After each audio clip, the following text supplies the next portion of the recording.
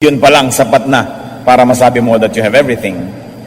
Job 1, 4-5, his sons used to take turns holding feasts in their homes, and they would invite their 3 sisters to eat and drink with them. When a period of feasting had run its course, Job would send and have them purified. Early in the morning, he would sacrifice a burnt offering for each of them, thinking, perhaps my children have sinned and cursed God in their hearts. This was Job's regular custom. So, nandun ang righteousness sa buhay niya. Pag nagpepiyesta ang kanyang mga anak, ay naglalagay agad siya ng isang offering, alang-alang sa mga yon na baka sakaling nalingat at nalibang ay nagkasala sa Diyos. So Job, who had everything, had God, had children, and of course he had a wife, though up to this point is not named, and he had great wealth, as we already know. Therefore, he had a very good name. He was called the greatest man in all of the East. He had prestige. Obviously, because there's no mention of any illness, he had good health. A man who was at the top of the world, and he had knowledge and wisdom. How can you have wealth if you are not knowledgeable and wise? And much more, how can you maintain wealth if you were not knowledgeable nor wise? Lahat na yata na pwedeng hanapin ng isang tao ay nasa kanya. Magandang relasyon sa Diyos, maraming mga anak, kayamanan, magandang pangalan, kalusugan ng katawan, etc., etc. But Job would suffer a reversal. Magkakaroon po ng pagbaligtad ang takbo ng kanyang mundo, maiiba. Para siyang pagtatakluban ng langit at lupa sa magaganap sa kanyang buhay sa isang iglap. With God's permission, Job would lose so much. But such heavenly source of his reversal, such heavenly dimension of his problem would be unknown to him, so we will leave that equation out of our story now. Hindi naman all-knowing si Job, hindi niya alam ang nangyayari sa langit na pinayagan pala ng Diyos na dumating sa kanya ang mapakabigat na pagsubok. At si Satanas ang magiging kasangkapan upang siya ay dumanas ng malaki at matinding hirap. Job 1:13-15. One day when Job's sons and daughters were feasting and drinking wine at the oldest brother's house, a messenger came to Job and said, the oxen were plowing, the donkeys were grazing nearby, and the Sabaeans attacked and carried them off. They put the servants to the sword, and I am the only one who has escaped to tell you. So isang araw na nagkakaroon ng kasiyahan ng kanyang mga anak, masaklap na balita ang dumating. Job lost 500 yoke of oxen, 500 pares ng kanyang mga alagang hayop, 500 mga buriko or donkeys, and many servants who were taking care of the animals were lost. Sinalakay sila ng mga matatawag natin ngayong mga tulisan, pinaslang ang mga katulong, tinangay ang mga hayop na alaga. Job 1:16. While he was still speaking, another messenger came and said, the fire of God fell from the sky and burned up the sheep and the servants, and I am the only one who has escaped to tell you. Hindi pa man lang napapagot ang masamang balita at hindi pa natatapos magbalita yung nagdala ng kwentong ito, dumating ang isa pang katulong at isa pang masaklap na balita ang kanyang daladala. Hindi naman tao ngayon ang pinagmulan ng dilubyo, galing sa langit, umulan ng apoy, natupok ang mga tupa na alaga ni Job. At pati ang kanyang mga katulong ay natupok, isa lang ang nakaligtas para may makapagbalita sa kanya. Sa isang araw na wala lahat yung una, nadagdagan pa ng 7,000 mga tupa at maraming mga katulong. Job 1:17. While he was still speaking, another messenger came and said, the Chaldeans formed 3 raiding parties and swept down on your camels and carried them off. They put the servants to the sword, and I am the only one who has escaped to tell you. Comfort na sana na may natitira pa siyang mga kamelyo dahil may 300 pa siya, pero sinulakay na naman sila ng ibang uri ng mga tao, inagaw ang mga hayop, pinatay ang kanyang mga katulong, at isa lang ang nabuhay para dalhin ang balita sa kanya. Sa isang araw, Job who had everything could say, Job, I who have nothing. There was a reversal, a very sudden, difficult, and very, very tragic reversal. All in a day, Job lost all his material wealth. Kung may natira man sa kanya, konting-konti na lang, pero ang talagang pinaggagalingan ng kanyang kabuhayan at kayamanan ay nalipol. Job 1:18 to 19, akala natin ay tapos na ang kanyang hirap sa araw na yon. While he was still speaking, yet another messenger came and said, "Your sons and daughters were feasting and drinking wine at the oldest brother's house, when suddenly a mighty wind swept in from the desert and struck the four corners of the house. It collapsed on them, and they are dead, and I am the only one who has escaped to tell you." Parang saving the worst for last. Habang nagpipiging ang kanyang mga anak, ay nagkaroon ng isang napaka-lakas na hangin na umihip galing sa disyerto. Tinamaan ang bahay at ang mga poste nito, nagiba ang bahay at naguhuan ang kanyang mga anak, 10 mga anak, nangamatay lahat sabay-sabay. All in a day, Job lost all his wealth and now all his children. Anong gagawin ng isang tao sa ganitong kalagayan? Job 1:20 to 22. At this Job got up and tore his robe and shaved his head.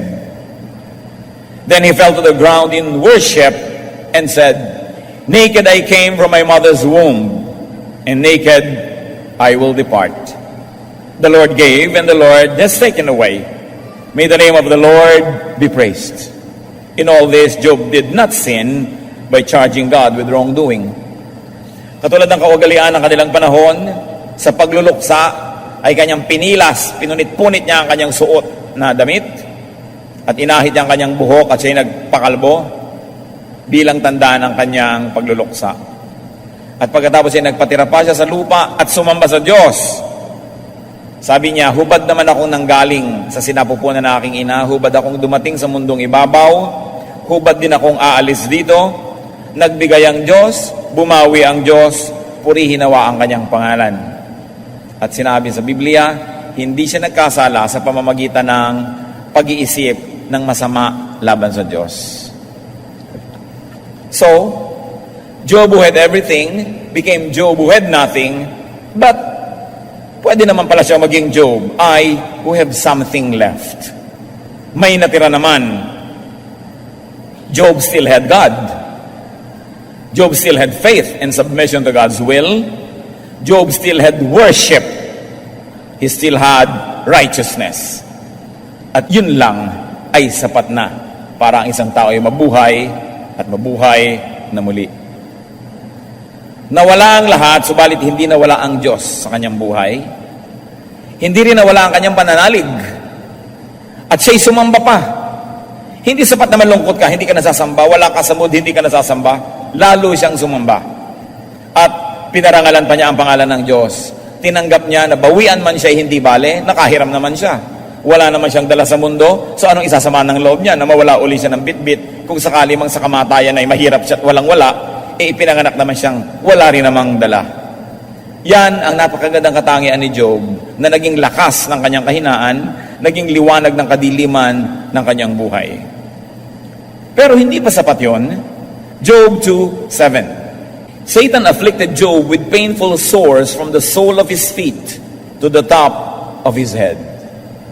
Nagkaroon siya ng mga bukol, mga galis, nagkaroon siya ng mga kung ano-anong sakit sa balat, na masakit na, mahapdi, ay ubod pa ng kati.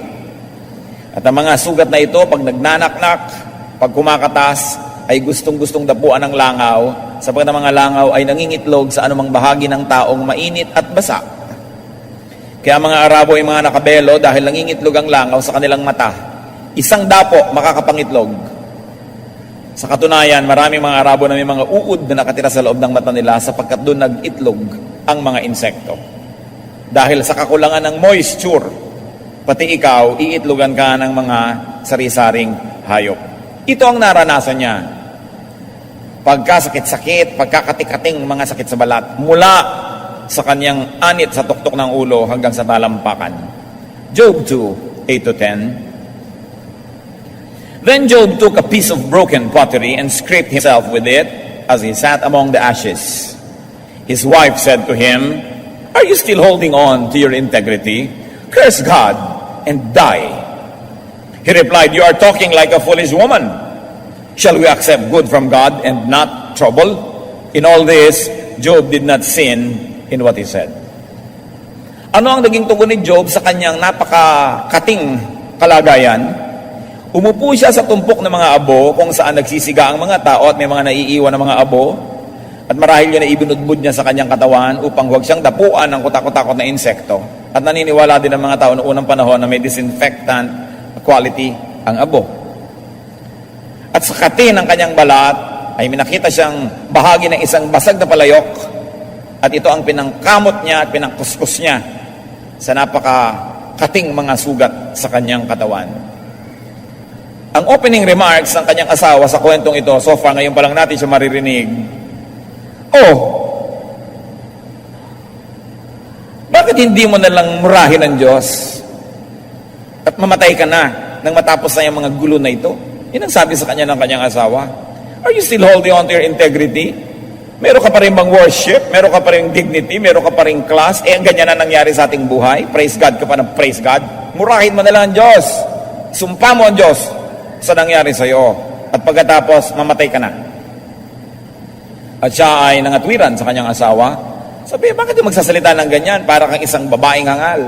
Hindi ka ba isang babaeng marangal? Ikaw si Mrs. Job. Tagal-tagal natin ditong prestigious, ang yaman-yaman. Bakit ganyan ka? Para kang palengkera. Sabi niya, you're talking like a foolish woman. Ano bang gusto mo? Yun na lamang mga ibig natin ang tanggapin natin sa Diyos. At kung may ipadala siyang hindi natin gusto, isusumpa mo na agad ang Diyos. At sinabi sa Biblia, hindi nagkasala si Job sa pagbuka ng kanyang bibig, pagamat sobra ang hirap ng kanyang katawan. Balikan natin, dahil sa nangyari, bumalik tayo sa Job ay who have nothing. Now, Job lost his health. It was not enough that he lost his wealth, that he lost his children. Now, Job loses his health, his physical comfort, his strength. Palapit ng palapit sa kanya, yung sakit, yung hirap. Sasabihin ba, hindi bale, malayo sa bituka. Pero ito, palapit ng palapit. Nasa katawanan niya ngayon, yung buong hirap. And obviously, he lost his wife. Dahil hindi na niya kakampi ang kanyang asawa. Siguro, nung payaman siya ng payaman, darling ng darling sa kanya, honey, love, moi. Pero nung wala na siyang pera, hindi ka na lang mamatay. Ang sabi ng babaeng ito, no? So nawalan na rin siya ng asawa, nawalan siya ng kakampi. Kaya pala hindi kinuha ni Satanas ang babaeng ito, hindi kasamang naguhuan, no? Dahil magiging kapartner niya sa pagpapahirap dito kay Job. And obviously, because of this and his skin diseases, he lost his prestige. Wala nang natira doon sa tao. Dangal naman ay wala nang natira. Bagamat yung dangal niya sa kanyang kalooban nandun pa rin, pero sa tingin mo sa labas, parang wala nang natira. Dati nakaupo ito sa mga kutsyon, naliligiran ng mga pumapaypay, nilalagyan ng mga lotion, fino-foot spa, fino-foot scrub, hine-exfoliate, no? Hine-head massage. Dahil si Job yun ang yaman. Ngayon, abo ang kanyang inuupan, at pati ang pangkuskus niya sa kanyang balat, mga basag na palayok. So, sabi niya, huwag kang ganyan, para kang isang hangal na tao kung magsalita. So Job, meron pa naman natira. Pwede pa sabihin, I who have something left. Because Job still had reason. He still had wisdom. Hindi nakapasok sa utak niya ang sakit. Hanggang balat lang. Nagkaroon pa siya ng magandang pangatwiran. At meron pang natirang kayamanan sa kanya, mga kapatid. He had a piece of broken pottery. For his comfort and relief. And also the ashes. Yung dati siguro, tinitisod-tisod lang niya, hindi pinapansin-pansin, isa ngayong malaking bagay sa kanyang buhay, abo at basag na palayok. Job 2:11-13. When Job's three friends, Eliphaz, Bildad, and Zophar, heard about all the troubles that had come upon him, they set out from their homes and met together by agreement to go and sympathize with him and comfort him. When they saw him from a distance, they could hardly recognize him. They began to weep aloud, and they tore their robes and sprinkled dust on their heads. Then they sat on the ground with him for 7 days and 7 nights. No one said a word to him because they saw how great his suffering was. So, Job, I have something left. He still had friends, and he had company. Tatlong kaibigan niya na nanirahan sa malayo, si Eliphaz, si Bildad at si Zophar, ang nag-text sa isa't isa, "Have you heard of what happened to Job? Magkita tayo sa Starbucks at sabay-sabay tayong pumunta. Kita-kit sila." Sabi, tayo'y makikiramay. So sabay-sabay silang dumating at malayo pa lang, hindi nila nakilala si Job. Kahit mapalapit na at nung kanilang makilala ay sila ay umiyak, nanangis sila. Pinilas din ang kanilang mga damit dahil sobrang kalunos-lunos ang inabot nilang eksena. Napaka-indiscreet naman ng mga ito, no? Di ba tayo naman, kahit may dadalawin kang nangayayat, hindi ka naman nagpapalatang, "Pagdali ang itsura mo." Medyo kino-comfort mo, ba't nagmamaang-maangang kang nangayayat siya? Sila talaga, bakit ka nagkaganyan? Sobrang lungkot ang inabot ng magkakaibigan. Wala silang masabi. So nanahimik sila, umupo doon 7 araw at 7 gabi kasama ni Job sa tumpok ng mga abo. Alam nyo, pag merong pong nangyayaring mahirap sa ating kapwa, kung wala kayong masasabing mabuti, manahimik na lang kayo. Hindi yung namatayan yung kapwa mo, sabi, ganyan talaga, una-una lang. Nonsense. Hindi naman nakaka-comfort yan. Titingnan mo yung patay, para lang siyang natutulog. Nakabarong Tagalog, tulog. Yung wala ka lang masabi, gusto mo mag-comfort, yan ang tinatawag ng mga pakonsuelo de bobo. Mabuti pa, manahimik ka na lang, tulad ng ginawa nila. Enough na yung presence mo as your speech.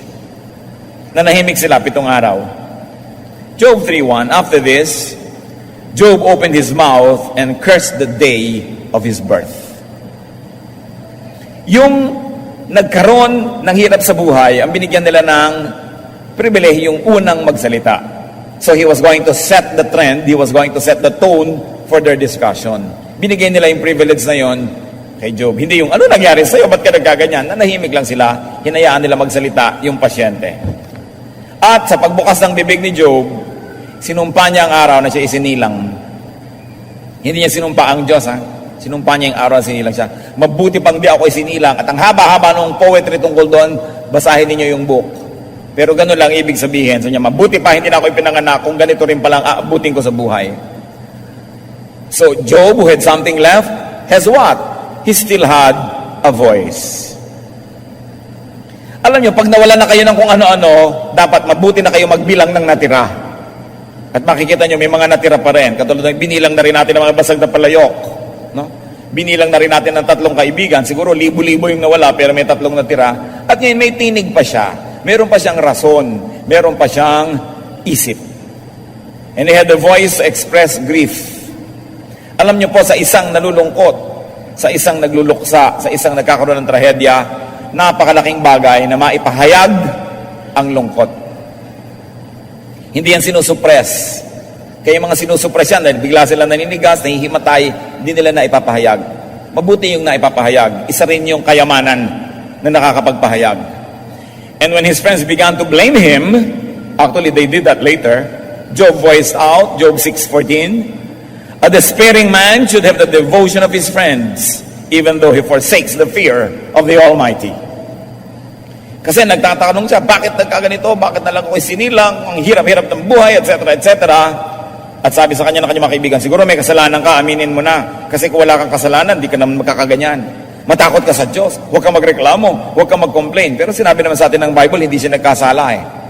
Nagre-reklamo siya dahil yun naman talaga nararamdaman niya. Pero hindi naman siya nagalit sa Diyos mismo.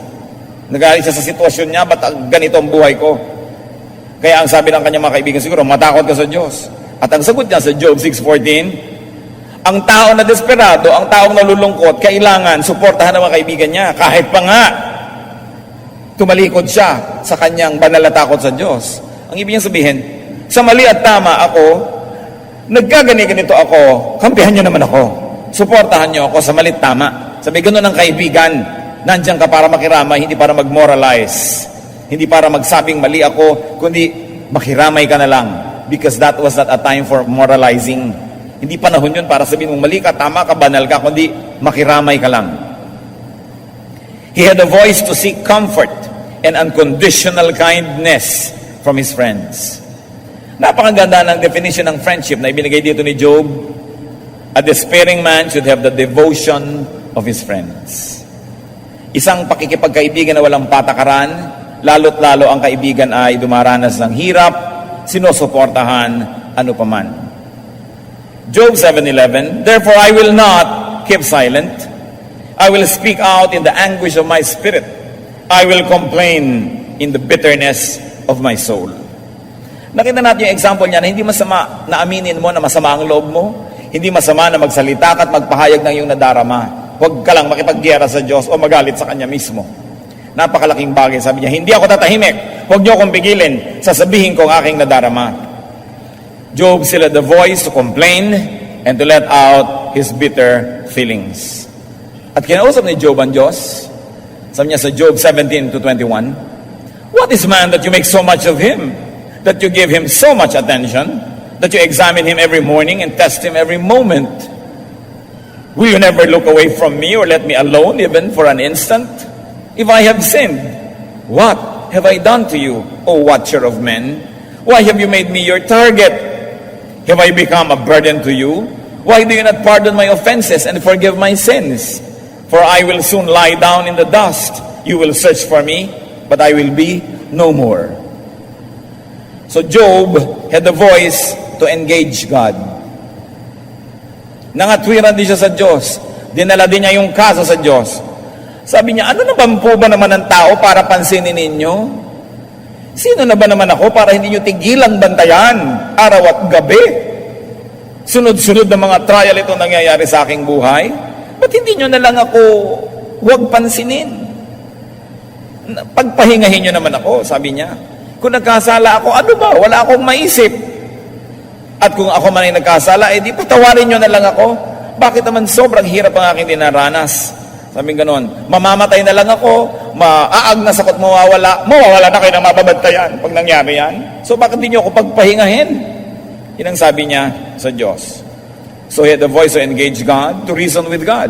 At sa Isaiah 1:18 mismo, ang Diyos ang may sabi, come now, let us reason together, says the Lord. Hindi masama mga tuwiran. Hindi masamang humanap ng katwiran kahit mula sa Diyos. To seek justice or mercy. To seek relief or rescue. To seek comfort and healing. Hindi daw nagkasala si Job kahit yon ay kanyang hiningi. So it's okay to ask. It's okay to find answers, but not to charge God with wrongdoing. Maraming kwento yan, mahabang usapan, basahin niyo yung buong book. It's poetry, it's beautiful. But the end of the story, although hindi natin kailangan sa kwento natin, pero para naman ma-appreciate natin yung ganda at magkaroon ng punctuation ng kwentong ito, sapagkat hindi niya pinaratangan ng Diyos ng pagkakamali, nagalit siya sa kanyang sitwasyon, nagreklamo siya, pero hindi siya nagalit sa Diyos mismo. Anong naging ending niya? Job 42:10-12. After Job had prayed for his friends, the Lord made him prosperous again and gave him twice as much as he had before. All his brothers and sisters and everyone who had known him before came and ate with him in his house. They comforted and consoled him over all the trouble the Lord had brought upon him, and each one gave him a piece of silver and a gold ring. The Lord blessed the latter part of Job's life more than the first. So matapos ang mahabang kwentuhan nila, matapos ang mahabang pangangatwiran at pagtatalo niya sa mga kaibigan, pinagpala siya muli ng Diyos na doble pa ang lahat ng kanyang kayamanan. Nagdatingan yung kanyang mga kapatid, nagbigay ng kanyang mga singsing, hikaw, mga alahas, nagkaroon siya uli ng puhunan, yumaman siya uli. And to make a long story short, nagkaroon na naman siya ng maraming mga anak na higit pa raw magaganda kaysa doon sa mga nauna na namatay. Now, what are some lessons from Job's pain and comfort? Dapat naman may matutunan tayo dahil sobrang lungkot ng kwento, bagamat naging masaya ang ending. Life can have reversals. Isang katotohanan ng buhay. Maaring biglang mabago ang lahat. Maaring sa gitna ng tanghaling tapat ay dumilim at magkaroon ng bagyo sa buhay ng tao. Ang kayamanan ay maaaring maging kahirapan. Ang kalusugan ay maaaring maging karamdaman. Ang buhay ay maaaring maging kamatayan. Yung pagiging sikat ay maaaring pagiging lubog. Life can have reversals. Often, suddenly. Ang reversals, kumisan ay bigla-biglang nangyayari, hindi halos mapaghandaan. So ano ang isang leksyon ng buhay sa ganyan? Enjoy the good times. When the times are good, enjoy. Because you are not sure, a reversal might suddenly happen. Another lesson is to be ready and accept the not so good times. Yung mga hindi nagkakasakit ng malubha, yung mga hindi nalalagay sa sobrang panganib, yung mga hindi sobrang naghihirap, kumisan ang tingin nila sa araw-araw pareho lang boring.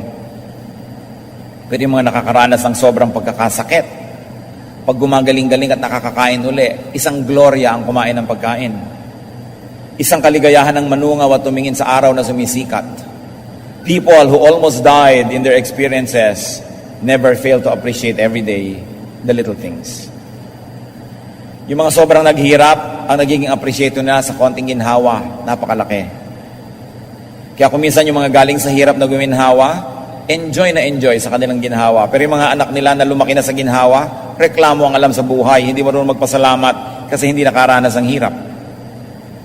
Yung mga nakulong, enjoy na sila ilaya. So si Job, sa hirap na dinanas niya, siguradong lalo niyang na-appreciate yung pagbangon niyang muli.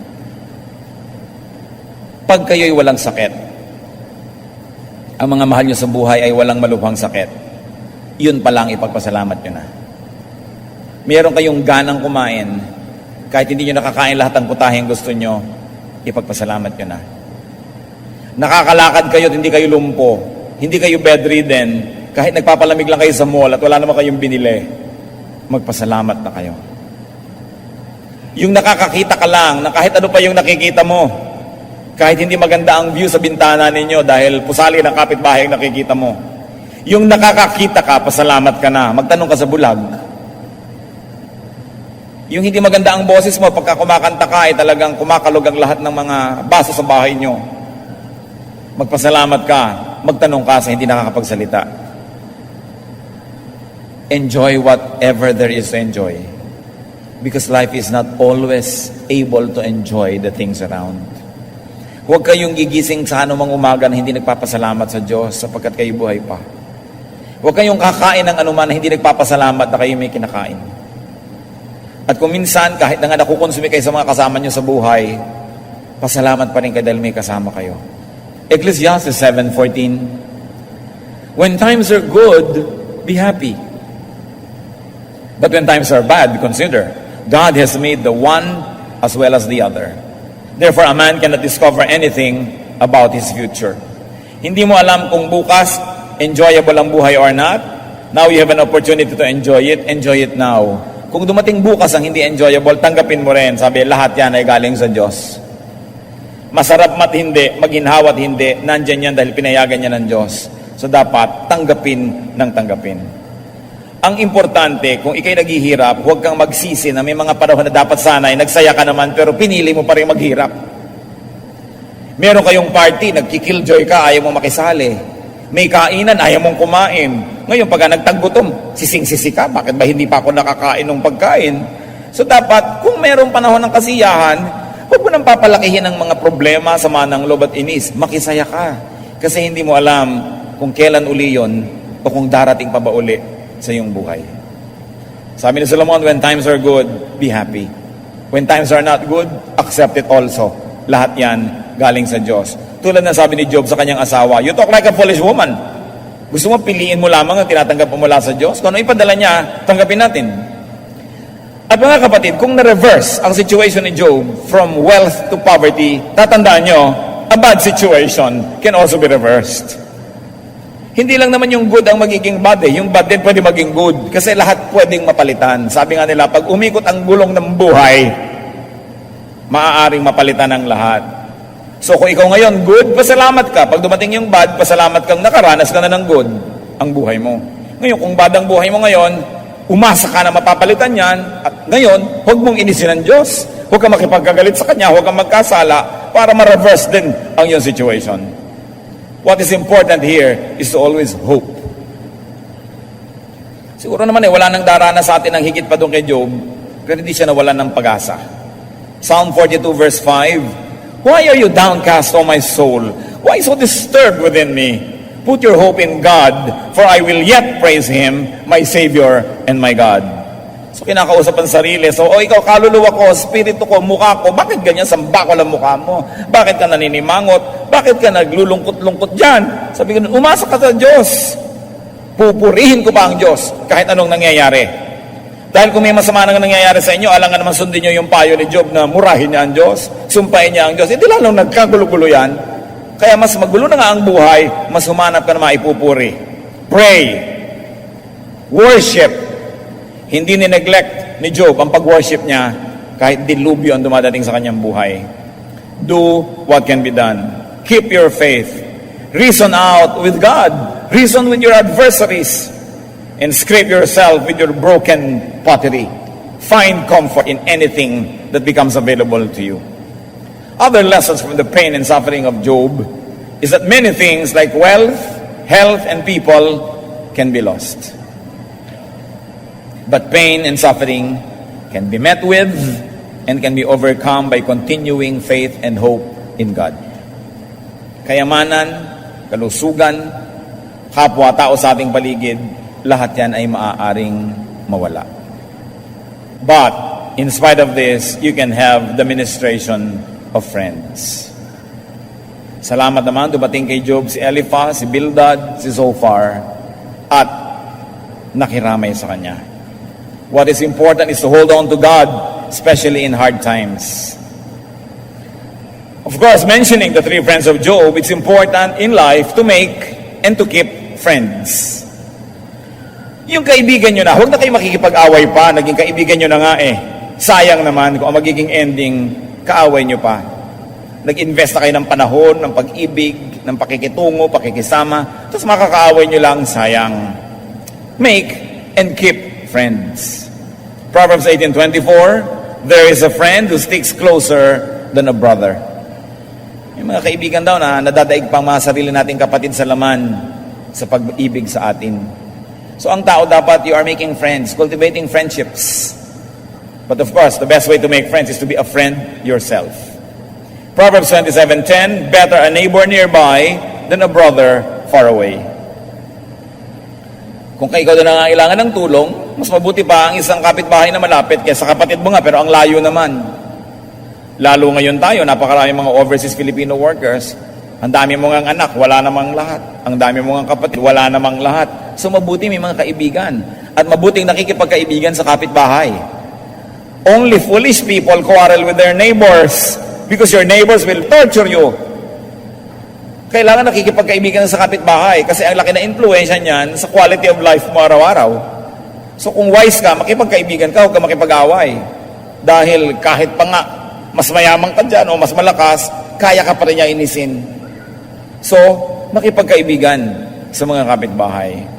And be a friend. Especially to a Job. May kilala ba kayo mga kapatid na dumaranas ng sobrang hirap? Magpakabildad naman tayo or Eliphaz or Zophar. Makiramay. Tumulong. Proverbs 27:10, do not forsake your friend and the friend of your father. Isa yan na itinuturo ng karunungan ng Biblia. Huwag talikuran ng iyong kaibigan. Ibig sabihin yan in times of need. At pati kaibigan ng iyong magulang ay tulungan mo rin. Pagtanaw ng utang na loob. Sapagkat kung yan ay nakipagkaibigan sa ating magulang, nakatulong sa ating magulang, kasama tayo dapat tumatanaw ng utang na loob na yon. Sabi ganoon, yung mga tumulong sa mga magulang natin, susuklian nyo yan. Kung wala na sila, yung mga anak nila, suklian niyo ng kabutihan. Kung alam nyo na yung magulang nila, gumawa ng mabuti sa magulang nyo. This is the godly way. Ang itinatanim naman natin, inaani rin natin. At Matthew 25:40, tungkol sa paggawa ng mabuti, maging sa maliliit na tao, the king will reply, I'll tell you the truth, whatever you did for one of the least of these brothers of mine, you did for me. Inaari daw ng Diyos na anumang ginagawa sa mga maliliit na tao ay parang sa Kanya ginagawa. Kaya kung nagiging mabuti tayo sa mga ganong tao, ay parang Diyos ang ginagawa natin ng mabuti at Siya ang nakalaan na gumanti ng kabutihan din.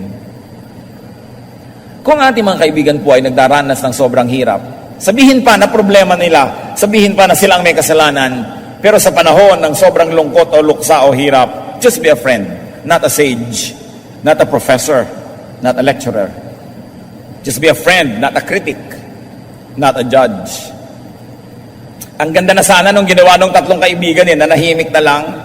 Pero after the 7th day, nagsimula na silang sunod-sunod na sisihin at idiin si Job. Basahin niyo yung buong aklat. Ang ganda ng mga pangangatwiran nila. Tama na yung makiramay. Don't preach in times of sorrow. Hindi rin makikinig yung nagdurusa. Hindi lang tayo makakatulong. Be a friend, especially during your friend's hard times. Hindi ka dapat maging judge sa mga panahon na yon. Hindi pinag-uusapan kung ano ang mali at tamang ginawa. Ang pinag-uusapan, paano mo siya pahihingahin kung di siya makahinga? Paano mo siya pakakainin kung di siya makakain? Paano mo siya bubuhayin kung nag-aagaw buhay siya? Yun ang importante ng pinag-uusapan sa panahon ng kagipitan. At kung ating mga mahal sa buhay ay sobrang nagdurusa, speech is silver, silence is gold. Yun naman siyempre may kasalanan kaya nagdurusa, alam na rin niya yun hindi mo na kailangan pagdiinan pa. May sugat na nga, huwag mo nang sundot-sundutin, alam na niya yun at lalong maging masakit. Proverbs 17:17, a friend loves at all times and a brother is born for adversity. Yan yung theme song na that's what friends are for, no? Sabi, kaya nga may kaibigan, kaya nga may kapatid para sa kahirapan. Pero dapat ang nagsasabi nun yung tumutulong, hindi yung tinutulungan. Halimbawa, may nagbibigay sa inyo, ayaw mong tanggapin, nahihiya ka, dapat yung nagbibigay ang magsasabing, that's what friends are for. Pero hindi ka binibigyan, sasabihin mo, this is what friends are for, bigyan mo ako. Hindi ganun ang paggamit nun.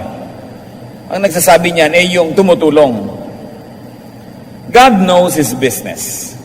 That's one other lesson we can learn from Job. Trust God, though every single cell in your brain doubts or would like to doubt. Though your brain and reason likes to disagree, trust God. Alam niya ang ginagawa niya. Higit sa kaya nating maunawa.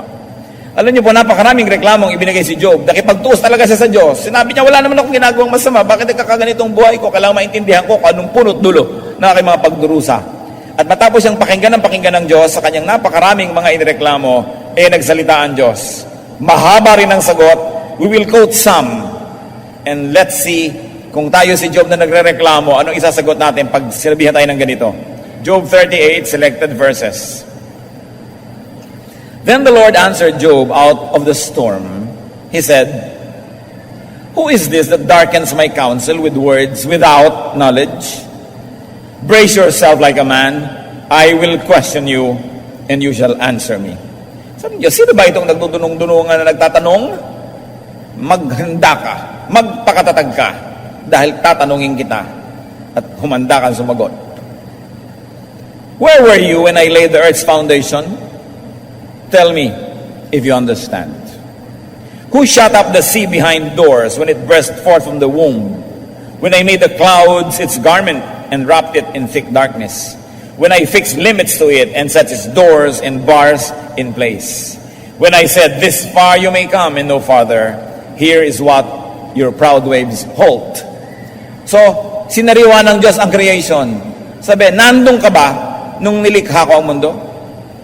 Nung binigyan ko ng kaayusan ang lahat ng gulo, pinaghiwalay ko ang tubig at lupa, binigyan ng hangganan ng mga alon at sinabihan sa kanya, hanggang dyan ka lang. At sinabi ko sa mga ulap na hanggang dyan ka lang. Sabi, nandun ka ba? Paki-explain mo nga. Naintindihan mo ba ang ginawa ko? Sabi ng Diyos. Have you ever given orders to the morning or shown the dawn its place, that it might take the earth by the edges and shake the wicked out of it? Ikaw ba nagpapasikat ng araw? Naiintindihan mo ba kung paano nangyayari ang lahat ng mga bagay na yan? Tatanong-tanong ka. Have you journeyed to the springs of the sea or walked in the recesses of the deep? Have the gates of death been shown to you? Have you seen the gates of the shadow of death? Sabi, nalusong mo na ba mga pusod ng dagat? Nakita mo na ba ang kalalim-laliman ng mga malalalim na mga bagay? May ganon? Nakita mo na ba na unawa mo na ba ang kamatayan? Can you bind the beautiful Pleiades? Can you loose the cords of Orion? Sabi nga, yan.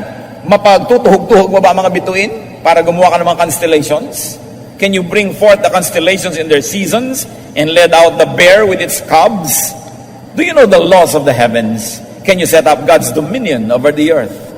Can you raise your voice to the clouds and cover yourself with a flood of water? Do you send the lightning bolts on their way? Do they report to you, here we are? Who endowed the heart with wisdom or gave understanding to the mind? Sabi, nauutusan mo ba ang hangin? Nauutusan mo ba ang mga kidlat na dito kayo tumama, doon kayo magpunta? Napapatunog mo ba ang mga kulog? Nauutusan mo ba ang baha na tumaas o bumaba? Ano ka para magtanong ng ganyang mga bagay? Do you give the horse his strength or clone his neck with a flowing mane? Do you make him leap like a locust, striking terror with his proud snorting? Does the hawk take flight by your wisdom and spread his wings toward the south? Does the eagle soar at your command and build his nest on high? So sinariwan ng Diyos ang mga kabayo, mga ibon, ang mga lawin, ang mga agila. Lumilipad ba yan dahil tinuruan mo? Sinasabihan mo ba sila ng gagawin?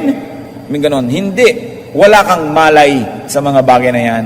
So sino ka para magtanong? Job 41:2, the Lord said to Job, will the one who contends with the Almighty correct him? Let him who accuses God answer him. At matapos ang paliwanagan, ang sinabi na lang ni Job, bow. Sabi niya, oo nga, sobrang hirap ang dinanas ko, pero hindi ko alam yung mga pinagsasabihin nyo na yan, so oo nga, hindi na lang ako dapat magreklamo. Nagreklamo lang naman para yung lango. Di sige, bow si Job. Kaya ang sabi sa Psalm 56 verse 3, when I am afraid, I will trust in you. Yan ang dapat ginagawa ng nagdurusa. Yan ang dapat ginagawa ng nagkakaroon ng takot. Yan ang dapat ginagawa ng hindi alam kung anong gagawin, magtiwala sa Diyos. O baka naman gusto mong ulit-ulitin pa ng Panginoon sa iyo lahat yan. Alam mo ba ang life cycle ng isang bulate? Hindi mo nga alam yan Alam mo ba kung nasusugatan ka, bakit naampat ang iyong dugo? Bakit tumitigil yan ng pagdugo? Samantalang kanina, dumudugo. Ipaliwanag mo nga yan sa akin, alam mo ba? Ganun. Marami kang hindi alam. Konti lang alam ng tao. So kung kaharap ang Diyos, bow na lang. Huwag magdunong-dunungan sapagkat baka tayo tuusin. Ano pa ang makukonclude natin sa mga dati na naman mga kwentong ito? Hindi na naman bago. In moments of great loss and pain, find, identify, and use your broken pottery and your heap of ashes. Yung dating tinitusod-tisod mo na basag na palayok, pag pala nawalan ka na ng lahat-lahat, magiging kayamanan yon. So pag nawalan ka ng lahat-lahat, luminga ka kapatid, dahil ang Diyos kahit kailan, kahit tayo hinahayaang dumaan sa pagsubok, kahit kuminsan tayo pinapalo, hindi nawawala ang kanyang kabaitan. Lagi siyang nag-iiwan ng isang bagay doon para magamit natin. Tulad nung widow, nung balo na ang kanyang mga anak ay mapapapunta sa pagkaalipin dahil naghirap sila, namatay ang asawa niya. Meron siyang konting oil. Yung konting oil lang dumami. Ngayon, si Job naman, merong basag na palayok. Ang mga basag na palayok na yan, maaring tao. Mga tao hindi nyo pinapansin nun. Ngayon, ang lungkot-lungkot nyo. O, eto pala. Nandito nga pala tong pinsang ko na to. Makakapagbigay din yan sa inyo ng comfort kaya di nyo pinapansin nung araw. May mga broken pottery. Kung minsan, nabigo kayo sa inyong asawa, o may anak pa kayo, eto. Dati, asawa nyo lang ang star sa buhay nyo. Ngayon, ay, may anak nga pala ko. O kaya, eto na naman, may nanay nga pala ako. Yung nanay na hindi nyo naaalala nung kahit hinihika dahil hibang na hibang kayo sa asawa nyo. Ngayong iniwan kayo, uwi naman kayo sa nanay nyo. Ay, oo nga pala, may broken pottery ako, nanay ko. No? O kaya, mga magkakapatid na nag-aaway-away, mamaya, kayo rin pala yung magdadamayan later. Sila pala yung mga broken pottery. Pagka inaalis ni Lord yung mga buong pottery sa buhay natin, tulad kay Job, may itinitira siya malang mga broken. Hindi kayo masisiro sa Diyos kahit kailan. Imulat nyo lang inyong mata at may ipangkakaskas kayo na inyong mga galis. May ipangkakamot tayo na ating mga sugat. Merong isang tumpok na abo na dati baliwala sa atin na magiging comfort pala natin yon. Uupo tayo doon para hindi tayo langawin. Mga kapatid, inaasahan ko at hinihiling sa Diyos na wala ngayon na dumaranas ng katulad ni Job. Pero kung meron man, imulat yung mata nyo. May broken pottery para sa inyo. may blessing pa rin. Kahit akala natin noon maliit. Yung dati mga barya-barya yung hindi pinapansin, nakalagay sa mga kahon-kahon, biglang walang-wala kayo, nang inipon nyo, nakabili rin kayo ng isang tanghalian. Mga broken pottery sa buhay. Mga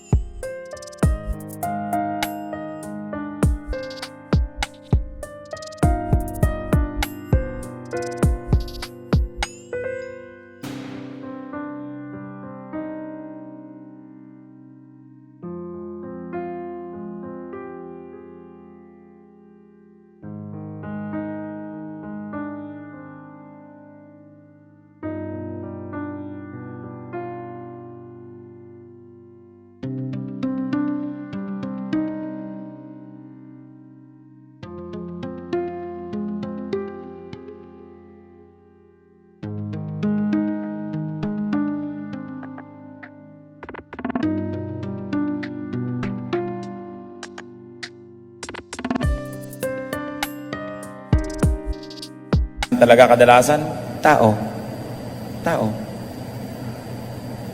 Kuminsan ng mga magkakapatid, pag nagkaroon ng kanyang mga anak, nagkakalayo-layo na. Tapos pag tumatanda ka, pinapabayaan ka ng mga anak mo, nasusukat mo kuminsan, hanggang dyan lang pala yung mga anak ko na yan, di mo nang pala ako aalagaan, balikan na naman sa mga kapatid mo, nagiging close na naman kayo. Yun pala yung broken pottery mo sa buhay. Tatandaan nyo, pag may mga buong pottery na nawala, meron dyan mga broken, hanapin ninyo yon. Hindi nagkukulang ang Diyos. Laging may inilalaan para hindi tayo masiro. What else can we learn from this? That small and humble things could mean a lot in moments of poverty. Sa panahon ng kagipitan, nagiging malaki yung dating minamaliit. At kung meron pa tayo isang magandang application dyan, mga kapatid, kung meron kayong kilala na nagiging Job ngayon, be a broken pottery to him or to her.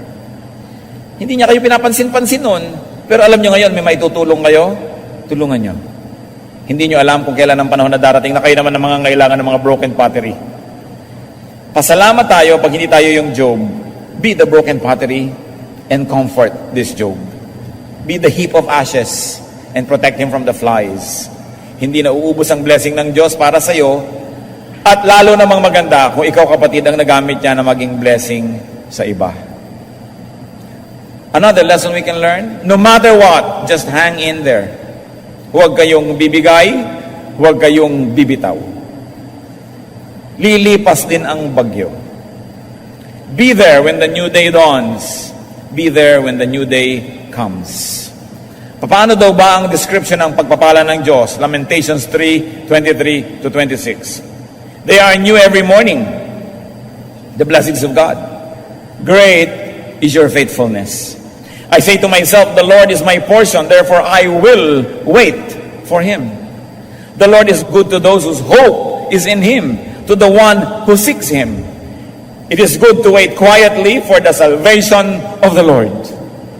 Kung kayo dumadanas ng sobrang hirap ng loob, hirap ng katawan, hirap ng pananalapi, hirap ng anuman, wait patiently for the salvation of the Lord.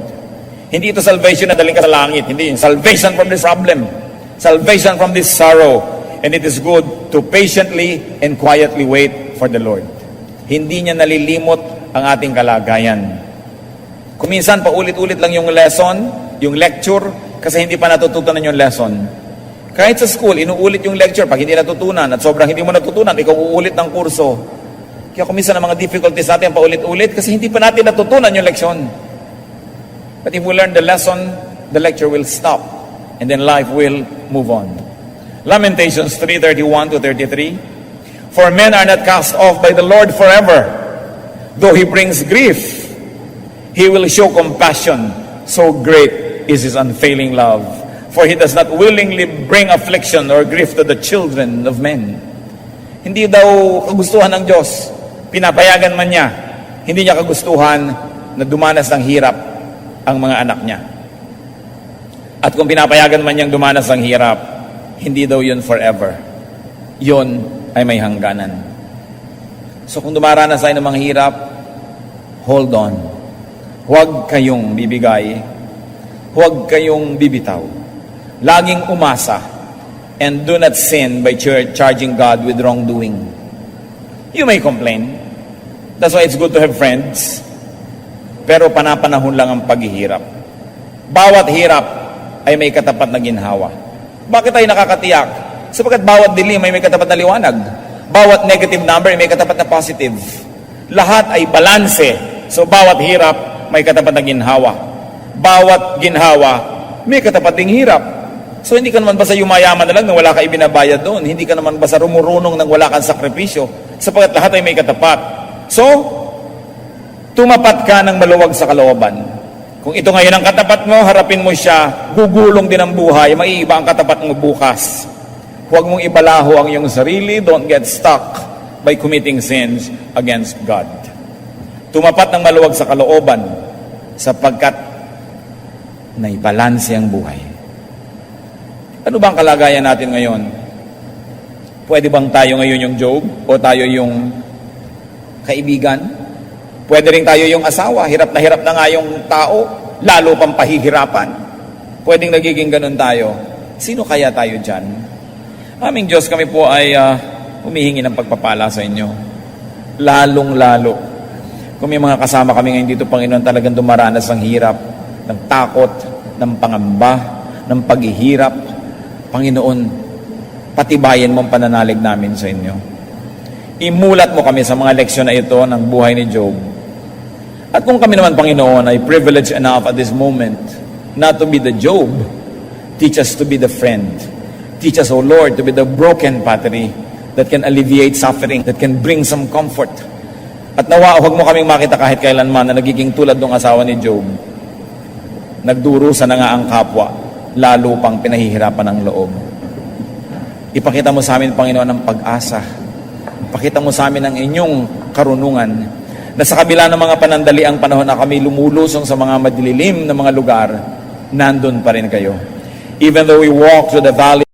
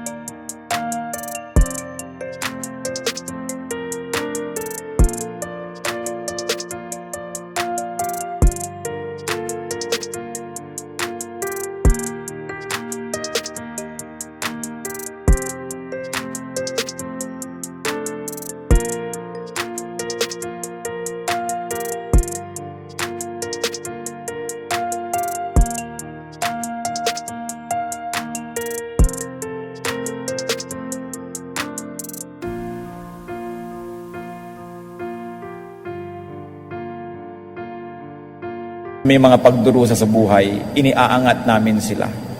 Yumuko tayong lahat sa presensya ng Diyos. Nais kong ipanalangin. Sino man sa ating mga kapatid na narito ngayon, ang maikukumpara nyo ang inyong sarili kay Job. Meron kayong suffering, maybe it is emotional, maybe it is physical, maybe it is a social suffering, maybe it is spiritual. At talaga nahihirapan kayo. Nais ko kayong ipanalangin at ang lahat ng mga kapatid ay mananalangin din para sa inyo. Kung kayo nagsasabing, Lord, I have this great difficulty and I need to strengthen my faith, I need prayer and I need support from my friends, from my brothers and sisters in the Lord, mananalangin tayo ng taimtim. Nandito ang presensya ng Diyos. At siya, kung paano niya sinagip si Job matapos ang sobrang hirap, siya rin yung Diyos natin ngayon. Lumilipas ang lahat. Ang mahalaga sa tao ay maging matibay, maging matatag, huwag bumigay, para pag sumikat ang bagong araw, nandyan kayo upang ito'y masalubong ninyo. Magsabi, Lord, I want to pray and I want to be prayed for. Sa mga kapatid natin na hindi kayo dumaranas ng napakabigat na dagok ng buhay ngayon, sasamahan niyo ako manalangin para sa mga kapatid natin. Hindi na natin kailangang alamin pa kung ano ang dahilan ng pagtayo. Basta't merong kailangan sa Diyos dahil sa isang matinding kagipitan o paghihirap. O Diyos, kayo na Diyos ni Job. Kayo na lumikha ng langit at lupa. Kayong nagpatahimik sa Kanya nang sariwain niyo ang inyong kapangyarihan, ang kadakilaan, ang hiwaga ng inyong mga katangian. Kayo ang Diyos na nilalapitan namin ngayon at idinudulog namin sa iyo mga kapatid na anuman ang dahilan ng kanilang paghihirap, kanilang pagdurusa, ng kanilang mga kabigatan. O Diyos, una hinihiling namin, patibayin niyo po ang pananalig ng mga kapatid. Patibayin niyo ang dibdib, ang loob, ang puso, ang isip, upang lahat ng ito ay mapagtagumpayan ng hindi lumalayo ang loob sa inyo. Patibayin mo ang pananalig, Panginoon, ng higit pa kailanman na naranasan. Papaglinawin niyo ang isip. Bigyan niyo ng matalas na mata, Panginoon, para makita yung mga broken battery na makakatulong sa kanila. Bigyan niyo ng mainam na mga pangungusap at pangangatwiran at nang sa ganon, ang katotohanan ang magpalaya sa mga kapatid. At Panginoon, padalhan niyo ng mga kaibigan tulad nila Eliphaz, nila Zophar, nila Bildad, na tutulong makikiramay. At Lord, ang dalangin namin, ilalayo mo at ililigtas sa tulad ng asawa ni Job na bad influence, turning a situation that's bad into worse. Nawa, Panginoon, ilalayo mo mga kapatid sa mga lalong magpapagulo ng isip, magpapahina ng loob, at magpapahina ng pananampalataya. At sa lalong madaling panahon, O Panginoon, dinadalangin naming lahat na mga kapatid na tumihingi ng iyong tulong ay maahon sa mga dinaranas silang hirap. Sagipin mo, O Diyos. Tapunan mo ng liwanag ang mga madidilim na bahagi ng buhay. Bigyan mo ng lakas, ng isip, ng diwa, ng loob. Pagkalooban mo ng mga pagpapalang kailangan, kagalingan ng katawan, kalayaan ng pag-iisip, at nawaan